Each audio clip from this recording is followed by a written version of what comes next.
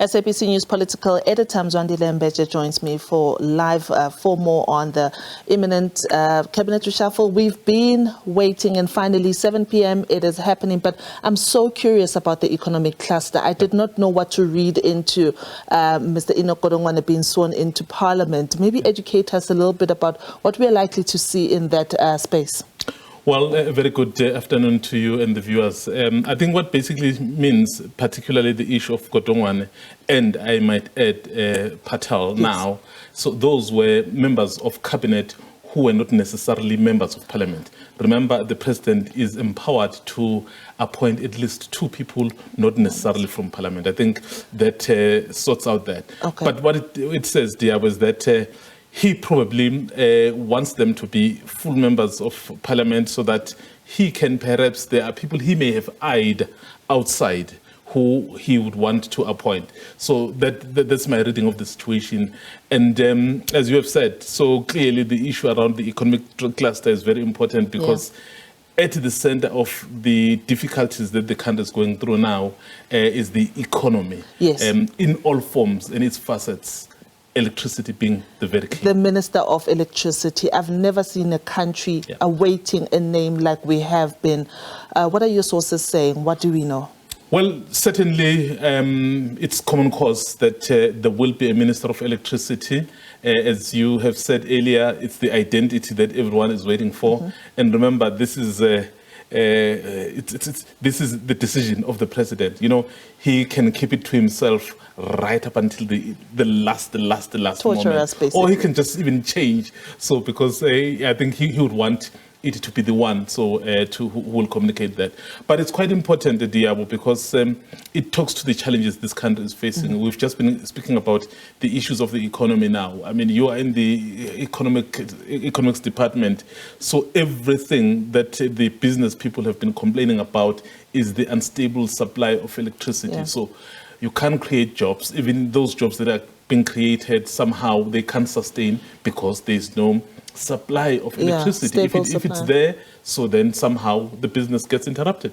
So while we're looking forward to what who the Minister of Electricity will be, this talks back to the bloatedness of the cabinet. This is something that has been criticism for a very long time. Do you think that this is a perfect time for the president to start shaving off here and there? Of course, now he's adding another minister, which means that this is more money. I don't think he will do much in that regard, because remember, these are just minor changes. It's just a bit of reconfiguration. It may not even be that huge. Obviously, safe to say, we know we'll have the new deputy president, new transport minister, new minister of public service, and then of course, so those ones we already know because those posts are vacant currently. I mean, with Mbalula having left or having to leave government.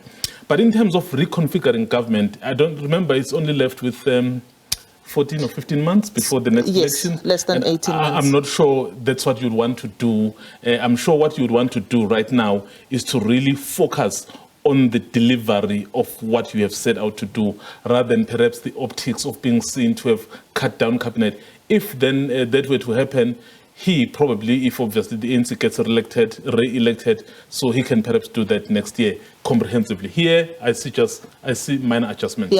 In these minor adjustments, I'm trying to reconfigure and see who could go where. When we look at ministers such as Nkosazana Dlamini Zuma, taking into consideration what happened in December, what are we likely to see? I'm also reminded of people like your Stella Ndabeni-Abrahams, the Minister of Small Businesses, and also that little tension that there has been historically with the Department of Trade and Industry.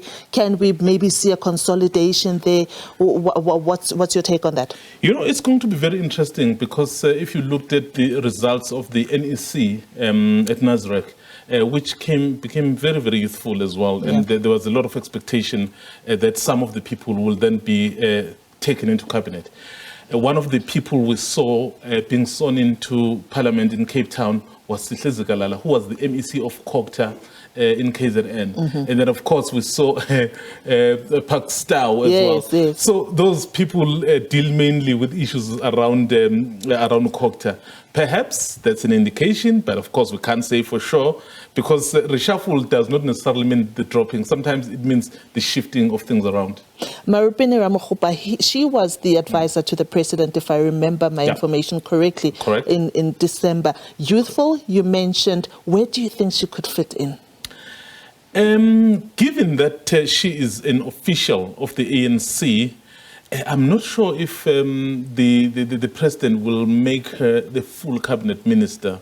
But of course, I mean, I stand corrected on this, because they would want someone also to be able to make them to account, to make the cabinet to account. Because remember, they want the government or cabinet to be more responsive. So you want people at Little House to be able to do that. But yeah, so yeah, it's a matter of 5 hours. It's unfortunate that some of us might be load shed during that time, so we may not even witness it, but I can't let you go. That is where you'll get the Minister of Electricity. We need that minister, but I can't let you go without us talking about Paul Mashatile quickly. Him possibly obviously being sworn in as a deputy president, In fact, if there's one person, almost all of us can take a guess on who is going to be appointed, it is the deputy president of the ANC, Paul Mashatile. I can never imagine why would a president not appoint a deputy who has just been given a mandate by his party.